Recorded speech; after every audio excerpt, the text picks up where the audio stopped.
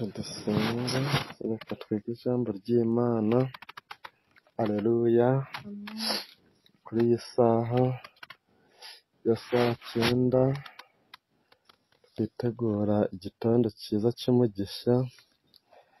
Tugiye kwiga ijambo ry'Imana ryo gusanga mu butumwa bwiza uko bwanditswe na Yohana igice cya 9 turahera ku murongo waho wa mbere. Ubutumwa bwiza uko bwanditswe na Yohana igice cya 9 turahera ku murongo waho wa mbere.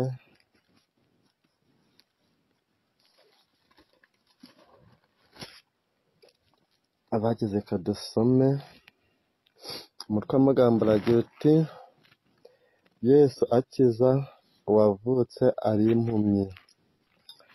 Ku murongo waho wa mbere ngo akigenda abona umuntu wavutse ari impumyi. Abigishwa baramubaza bati: Mwigisha, ninde wakoze icyaha, ni uyu cyangwa ni ababyeyi be, ko yavutse ari impumyi? Yesu arabasubiza ati: Uyu nta cyaha yakoze, cyangwa ababyeyi be, ahubwo ni ukugira ngo imirimo y'Imana yerekanirwe muri we. Nkwiriye gukora imirimo y'uwantumye hakiri kare ku manywa. Bugiye kwira ni igihe umuntu atakibasha gukora. Nkiri mu isi ndi umucyo w'isi. Amaze kuvuga atyo acira amacandwe hasi, ayatobesha akondo, akamusiga ku maso.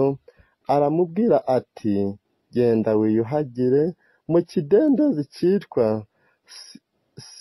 Silowamu, hasobanurwa ngo yaratumwe.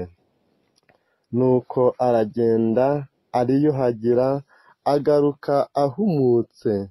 Abaturanyi be n'abamubonaga kera aho asabiriza barabazanya bati: Uyu si we wicaraga asabiriza? Bamwe bati: Ni we. Abandi bati: Si we, icyakora asa nawe. Nawe arabasubiza ati: Ni njye. Baramubaza bati: Mbese wahumutse ute? Arabasubiza ati: Wa muntu witwa Yesu yatobye akondo akansiga ku maso, arambwira ati: Jya i Silowamu wiyuhagire. Nuko ndagenda ndiyuhagira, ndahumuka. Baramubaza bati: Ari he? Ati: Simbizi. Uwari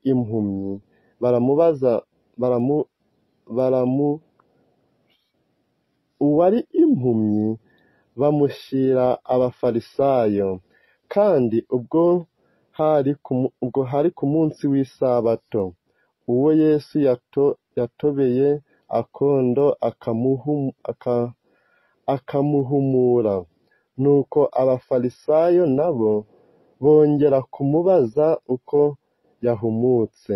Arababwira ati: Yansize akondo ku maso, ndiyuhagira, ndahumuka. Bamwe mu bafarisayo baravuga bati: Uwo muntu si uw'Imana, kuko ataziririza isabato. Abandi bati: Umunyabyaha yabasha ate gukora ibimenyetso bingana bityo? Baramupfa.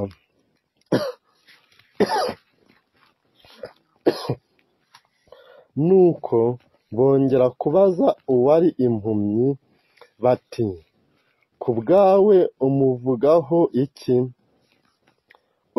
Ubwo yaguhumuye ati: Ni umuhanuzi.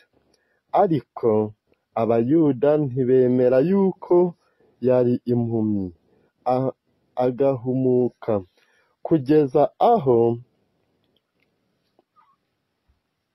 bamariye guhamagara ababyeyi be b'uwahumutse, barababaza bati, uyu ni umwana wanyu?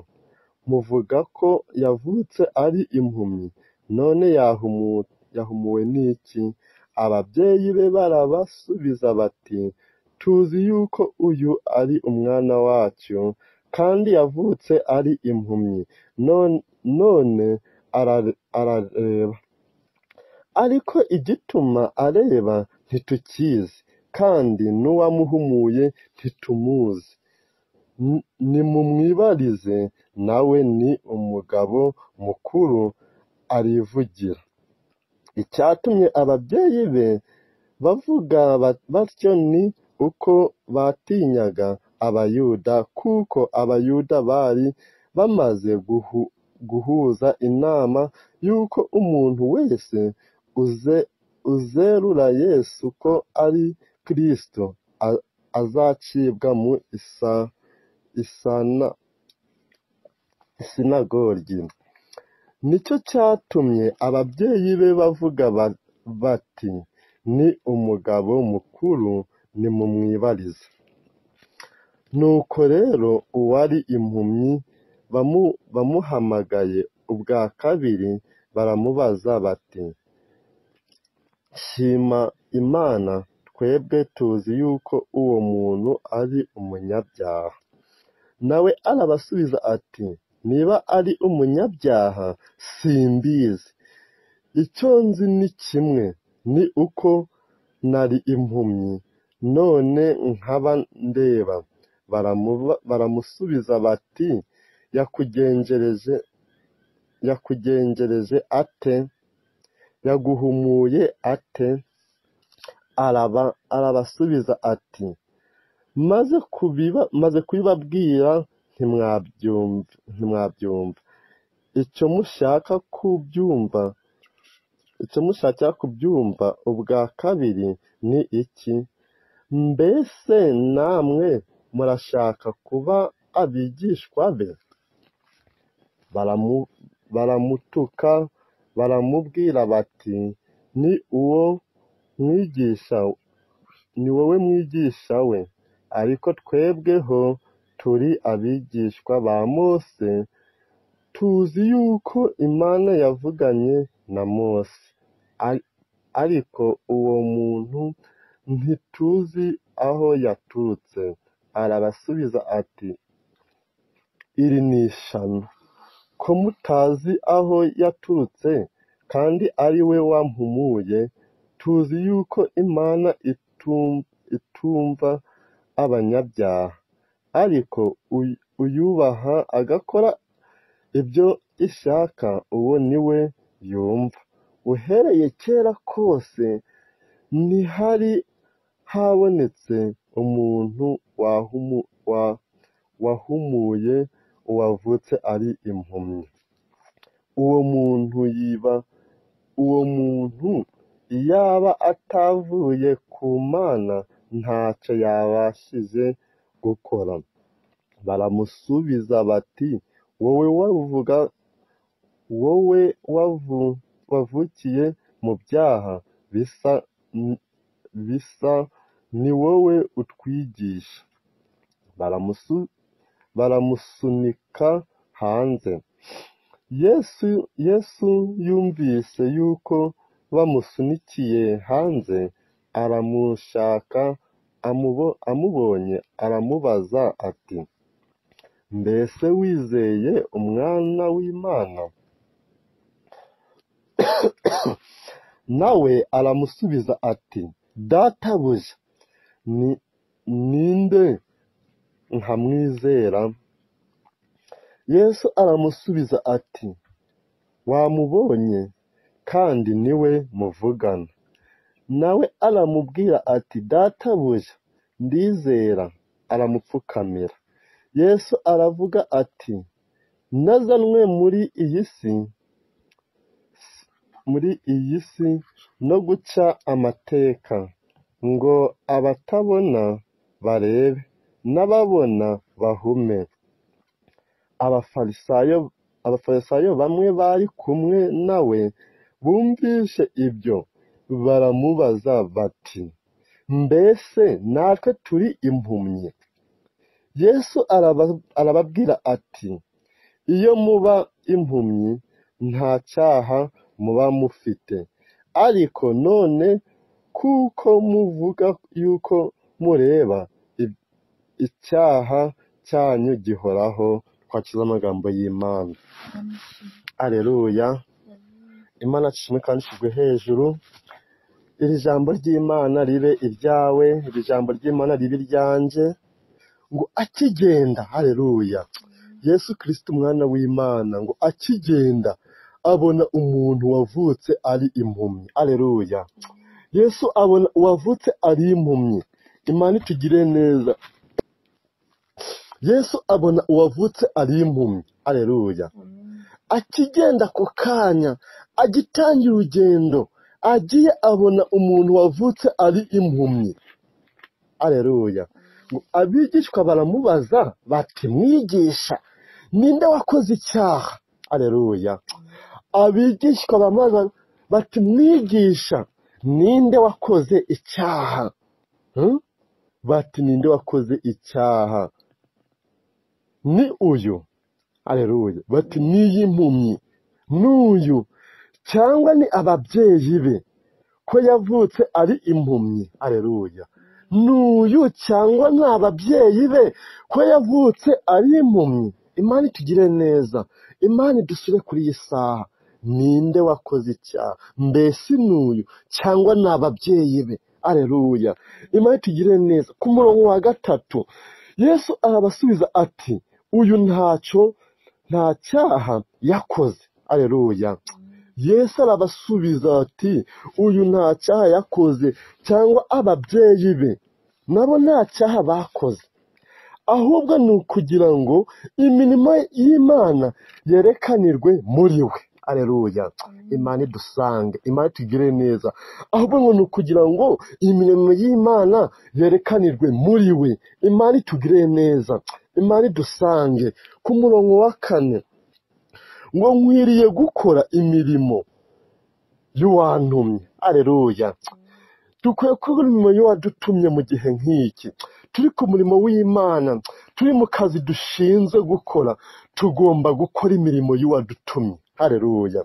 Ngo nkwiriye gukora imirimo y'uwantumye hakiri kare ku manywa. Haleluya. Ngo bugiye kwira, n'igihe umuntu atakibasha gukora. Haleluya. Ngo nkwiye gukora iki? Imirimo y'uwantumye hakiri ku manywa. Haleluya. Imana idusange. Nkwiye gukora imirimo y'uwantumye hakiri kare, kandi nkayikorana umwete. Haleluya. Nkayikora nk'uzayigororerwa, nkayikora nk'uzayihemberwa. Haleluya. Nkayikora nk'uzayiherwa ubugingo bw'iteka. Imana itugire neza. Ku murongo wa 5 ngo nkiri mu isi ndi umucyo w'isi. Haleluya. Hano Yesu ngo akiri mu isi ni umucyo w'isi. Haleluya. Yesu akiri muri iyi si ni umucyo w'isi, ni umucyo w'abantu. Haleluya. Ni umucyo wacu. Imana itugire neza. Ku murongo wa 6 ngo amaze kuvuga atyo, akira amacandwe hasi. Haleluya. Amaze kuvuga atyo, akira amacandwe hasi, ayatobesha akondo, akamusiga ku maso. Haleluya. Yesu amaze kuvuga atyo, akira amacandwe hasi, ayatobesha akondo. Imana itube hasi. Ayatobesha akondo, amusiga ku maso. Aramubwira ati, genda wiyuhagire. Haleluya. Yesu aratubwira ngo twiyuhagire mu maraso ye, twiyuhagire ibyaha byacu, twiyuhagire muri ya maraso yatuviri. Amubwira ngo genda wiyuhagire. Haleluya. Aramubwira ati, genda wiyuhagire. Imana itugire neza. Mu kidendezi cy'Isilowamu hasobanurwa ngo yaratumwe. Haleluya. Genda wiyuhagire mu kidendezi. nawe aragenda. ngo nuko aragenda ariyuhagira agaruka ahumutse. Aleluya, Imana itube hafi. Yaragiye ariyuhagira, yaragiye uwavutse ari impumyi amaze gusibwa na Yesu akondo ku maso, aragenda ariyuhagira. Aleluya, ariyuhagira mu kidendezi, agaruka yahumutse. Aleluya, agaruka yahumutse, agaruka areba. Ku murongo wa 8 ngo abaturanyi be n'abamubonaga kera. Aleluya, abaturanyi be n'abamubonaga kera, abaturanyi bacu n'abatubonaga kera tukiri mu bubata bw'ibyaha, abaturanyi be n'abamubonaga kera,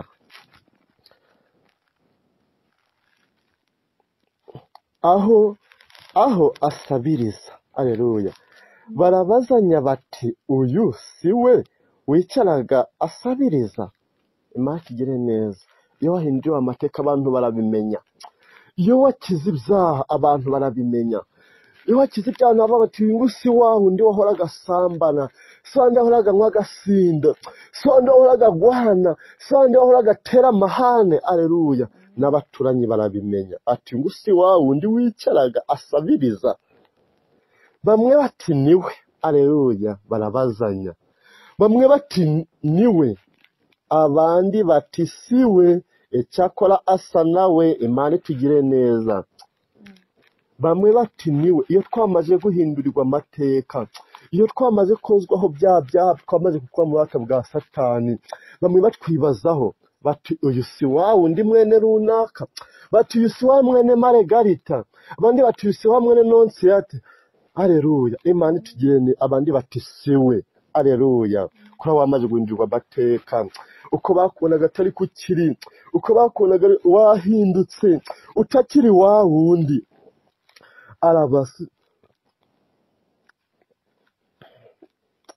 nawe arabasubiza ati ninjye. Aleluya, yumvisha atangiye kuboraboranwa, batangiye kuvuga bati siwe, babandi bati niwe, nawe arabyihamiriza. Aleluya, nawe aravuze ati ni njyewe. Aleluya, Imana itugire neza. Ku murongo wa 10 baramubaza bati mbese wahumutse ute? Baramubaza bati mbese wahumutse ute, mbese wakize ute? Aleluya, Imana idusange. Mbese wakize ute, wahumutse ute, ninde waguhumuye? Arabasubiza ati wa muntu witwa Yesu, uwo mugabo yatobye akondo akansiga ku maso, arambwira ati njye Isilowamu, ati jya Isilowamu wiyuhagire. Nuko ndagenda ndiyuhagira, ndahumuka. Aleluya, aragenda ariyuhagira, agira ute? Arahumuka. Aleluya, Yesu amwe ati genda wiyuhagire urahumuka. Baramubaza bati ari hehe? Ati simbizi.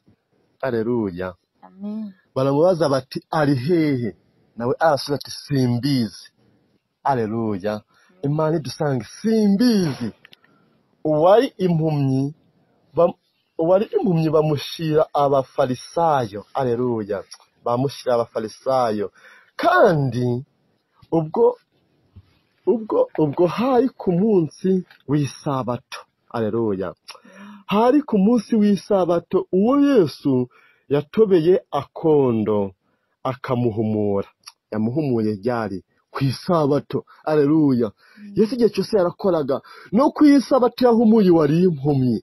Aleluya, Imana itugire neza. Igihe cyose Yesu ari kumwe natwe, igihe Yesu araturinda, ntabwo ni ku cyumweru, oya, ntabwo ni ku wa gatandatu, oya, iminsi yose Yesu abana natwe. Ngo nuko abafarisayo nabo bongera kumubaza uko yahumutse. Arababwira ati yansize akondo ku maso, ndiyuhagira ndahumuka. Aleluya, n'abafarisayo baramubaza nawe arabasubiza. ati yansize akondo ku maso ndahumuka. Imana ndiho hajya ndahumuka. Imana itugiye neza. Imana ishaka ngo twiyuhagire ibyaha byacu biveho, twiyuhagire mu maraso yatuviriye, ya maraso yatumeneye kurogota, haleluya, ya maraso yatumeneye ku musaraba, tuyuhagiremo dukira ibyaha byacu twere. Ku murongo wa 16 bamwe mu bafarisayo baravuga bati uwo muntu si uw'Imana, haleluya. Baratangira bati uwo muntu si uw'Imana, ntibemera. Abafarisayo natwe abantu ntabwo twemera ngo si uw'Imana kuko ataziriza isabato, haleluya, ngo ko yakoze ku munsi y'ibisato, ngo umuntu ntabwo ari iki uw'Imana, kandi yari uw'iki uw'Imana. Abandi bati bumva ukuntu basubiranwa nabo, abandi bati umunyabyaha yabasha ate gukora ibimenyetso bingana bityo? Baramupfa, haleluya. Abamwe bati umunyabyaha yabasha gukora ibimenyetso nk'ibi, umunyabyaha yabasha gukiza umuntu, yabasha kumuhumura. Nabo basubiranwamo. Ku murongo wa 17 kwikomereze, nuko bongera kubaza uwari impumyi bati ku bwawe umuvugaho iki ubwo yaguhumuye, haleluya. Bamaze bati ku bwawe, haleluya. Uwari impumyi niwe yabajije, ku bwawe umuvugaho iki ubwo yaguhumuye? Ubwo yaguhumuye. Nawe arabasubiza ijambo ryiza ati ni umuhanuzi, haleluya. Asubiza ati ni umuhanuzi. Imana itugire neza. Ariko abayuda ntibemera yuko yari impumyi agahumuka, ntibabyemeye, kugeza aho bamariye guhamagara ababyeyi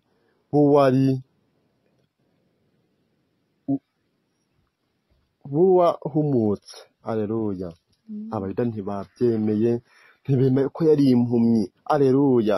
Bamaze guhamagara ababyeyi be, barababaza bati uyu ni umwana wanyu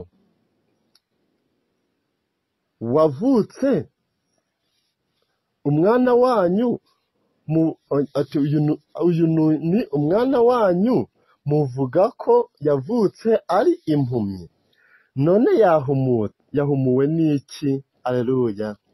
Amaze ati muvuga ko ari umwana wanyu wavutse ari impumyi, none yahumuwe n'iki? Haleluya. Yahumuwe n'iki? Babazaga ababyeyi be wavutse ari impumyi. Ku murongo wa 20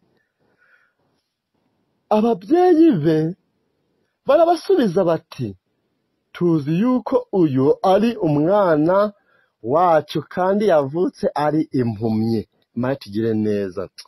Ababyeyi babasubize neza, haleluya. Bati tuzi yuko uyu ari umwana wacu kandi yavutse ari impumyi. None arareba, ariko igituma areba ntitukizi, kandi n'uwamuhumuye ntitumuzi, haleluya. Bati n'uwamuhumuye ntitumuzi. Nimumwibarize, base mu mutego, nimumwibarize, ni umugabo mukuru arivugira, haleluya. Nimumwibarize, ni umuntu mukuru aragira ute? Arivugira. Nimumwibarize. Ku murongo wa 22 turi kwegera ku musozo. Icyatumye ababyeyi be bavuga batyo ni uko batinyaga abayuda, kuko abayuda bari bamaze guhuza inama yuko umuntu wese uzerura Yesu ko ari Kristo acibwa mu isinagogi, haleluya. Batinyaga abayuda bamaze gukora inama, batemera Yesu kuko uzemera Yesu ariko twagomba kumwemera. Haleluya. Turakwiye kumuhamya yuko ari umwami n'umukiza. Turakwiye kwemera ko Yesu Kristo, haleluya, ari umuyobozi wacu. Ku murongo wa 23 ngo nicyo cyatumye ababyeyi bavuga bati ni umugabo mukuru nimumwibarize. Haleluya.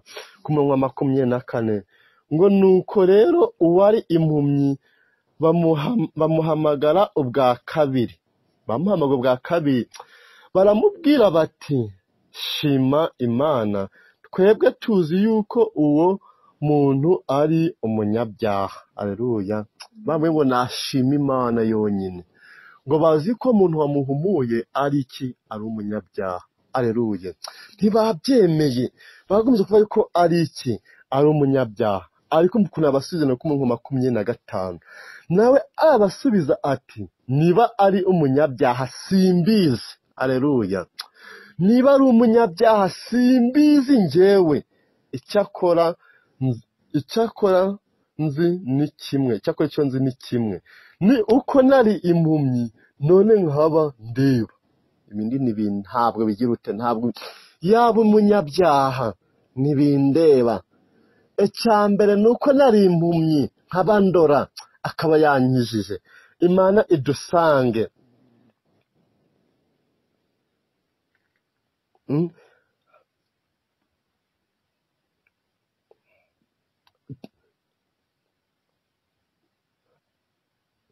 Ku murongo wa 20 arabasubiza ati maze kubibabwira. Haleluya. Aha hantu Imana idusange. Reka dukomeze ku murongo wa 28 baramutuka. Haleluya. Bageze no kumutuka disi. Ayowe Imana tugire neza.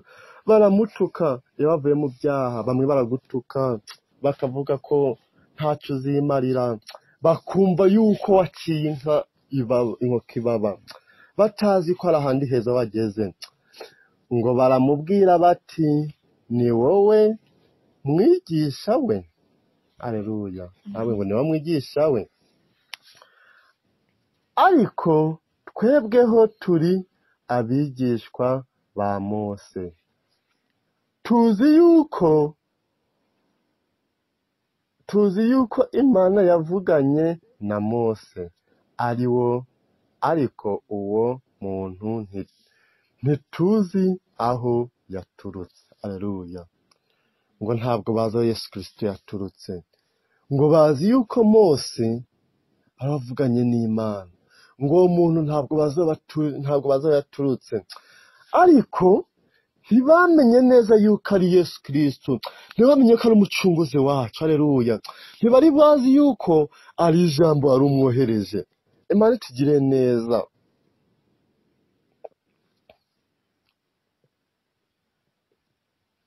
Ku murongo wa 30 arabasubiza ati iri ni ishano. Haleluya. Kumukunira abasubize, arabasubiza ati iri ni ishano ko mutazi aho yaturutse kandi ari we wampumuye. Haleluya. Arabasubiza ati iri ni iki? Iri ni ishano. Ati ko mutazi aho yaturutse kandi akaba ari we wampumuye. Ku murongo wa 31 tuzi yuko Imana itumva abanyabyaha, ariko uyubaha agakora ibyo ishaka uwo niwe yumva. Haleluya. Ukora ibyo ishaka uwo niwe Imana igira ute? Yumva. Imana tugire neza. Tukwekeza ku musozo. Ku murongo wa 32 ngo uhereye kera kose ntihari habonetse umuntu wahumuye uwavutse ari impumyi. Haleluya. Uhereye kera kose ntihabonetse umuwavuye uwahoze ari impumyi. Uwo muntu iyaba atavuye ku Mana ntacyo yabashije gukora. Haleluya. uwo muntu yaba atavuye ku Mana ntacyo yabashe kugira ati, ntacyo yabashije gukora. Yaba atavuye ku Mana uwo muntu yakagombye kumpumura. Imana itugire neza. Ku mirongo 34 baramusubiza bati, wowe wavukiye mu byaha. Haleluya. Abasaba bati, wowe wavukiye mu byaha ni wowe utwigisha. Bamusunikira hanze. Haleluya. Bamusunikiye hanze. Imana itugire neza. Iyo twizeye ko Yesu ari umwami n'umukiza, ntabwo watwiza dusunikira hanze. Yesu adusange, Yesu adukomeze, twagabo kuhamya ibye. Yesu yumvise yuko bamusunikiye hanze. Yesu yahise abyumva, aramushaka, amubonye aramubaza ati, mbese wizeye umwana w'Imana? Nawe aramusubiza ati, databuja, ninde nkamwizera? Mbese wizeye umwana w'Imana?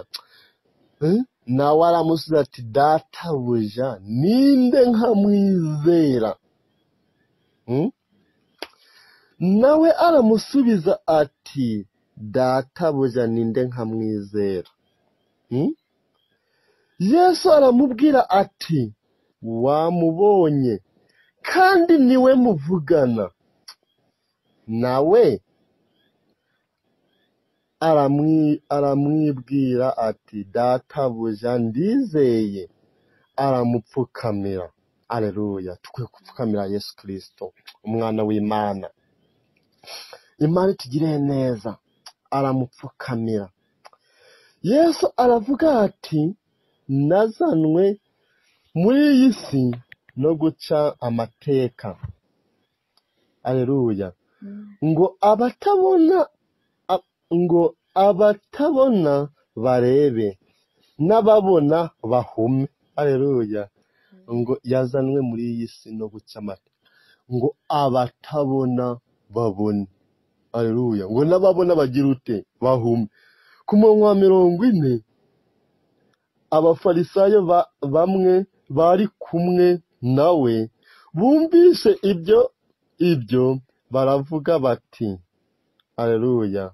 Abafarisayo bavuga bati, mbese natwe turi impumyi. Haleluya.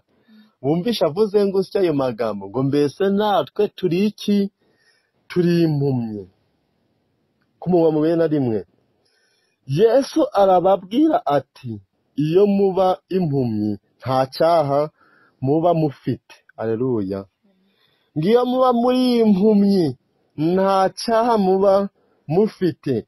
Ngo ariko none kuko muvuga yuko mureba, icyaha cyanyu gihoraho. Haleluya. Imana itugire neza. Turi impumyi. Iyaba turi impumyi ntabwo tuba dukora ibyaha. Haleluya. Ntabwo dukora ibyaha nkana. Haleluya. Imana itugire neza. Imana idusange kuri iyi saha. Imana idusange, Imana insange, Imana igusange, Imana isange bene wacu, Imana isange imiryango yacu. Kadusenge. Haleluya. Kasi nkubwira ijambo. Mana yacu, Mana idukunda, ayi Kristo mwene Dawidi, mbese icyo gikomeye kihanze amagambo turagushimye n'ukuri. Dusomye ijambo ryawe data wa twese, dusomye ko wavutse ari impumyi yahumutse. Kristo mwene Dawidi, wavutse ari impumyi wamutobeye akondo umukoza ku maso, urangiza uramubwira ngo nagende yiyuhagire mu kidendezi arareba data wa twese. Bamwe baribaza bati ni wa wundi, abandi bati siwe. Haleluya. Iyo waduhindura amateka, abenshi baribaza bati ni twebwe cyangwa si twebwe. Iyo wadukuye mu bata bw'ibyaha, iyo wadukuye higiro de bande, iyo wadukuye hirya mu masinagogi, abenshi baribaza bati ni twebwe cyangwa si twebwe. iyo watiteye iteka, iyo waduhaye kurya neza tukambara neza, abenshi batwibazaho data wa twese, bakumva ko atari twebwe, ariko tuba twavuganye n'aba ari wowe data wa twese. Niyo mpamvu akanya nk'aka data wa twese isa nk'iyi, isa nk'ishikira saa 10 data wa twese, igitondo nk'iki twakiza mu gitondo data wa twese. Narwongeye kugushima data wa twese kubw'ibintu bitangaza ukora, tugushimye kubw'ineza n'urukundo rwawe Yesu mwene Dawidi, kubw'imirimo ukora data wa twese ukora abantu bawe, kubw'imirimo ituma data wa twese abagwayi bakira, ugatuma abanyabyaha bahindurirwa amateka bakavuga kuvuga izina ryawe data wa twese, bakahinduka abana bawe mwami w'abami. Nukuri akanya ariko turaje, nukuri sitwiza gukiranuka, turi abanyantege nke, turi abanyabyaha, ariko tubabarire data wa twese. Dutsinzwe n'urubanza, dutsinzwe kubw'ijambo ryawe, tugirire impuhwe nukuri Yesu, tubabarire utuboneze nukuri. Tuhashaka guhinduka data wa twese, duhindurira imitima, duhindura ubwoko wifuza, ubwoko wishimira, ubwoko bushimwa n'abandi, ubwoko benshi bareba data wa twese nukuri bakabwishimira. Akanya data wa twese turasenze ujye kuri buri wese data wa twese, ayi Kristo Mesiya, kuri buri wese wumva ijambo ryawe akaritegera amatwi data wa twese, umuhindurire ingeso Yesu mwene Dawidi. Nta wundi twizera, no twiza ugacabukira uhaga icubahiro, no turinda data wa twese, turyama turi intumbi butumbi, ariko tukadukangura mu bazima data wa twese, udukura mu bapfu data wa twese ukadushira mu bazima nk'uko uri uwera. Turyama tutazi ko buri buce, ariko kubwira ko bugaca ugahabwa icubahiro, ukongera bugaca.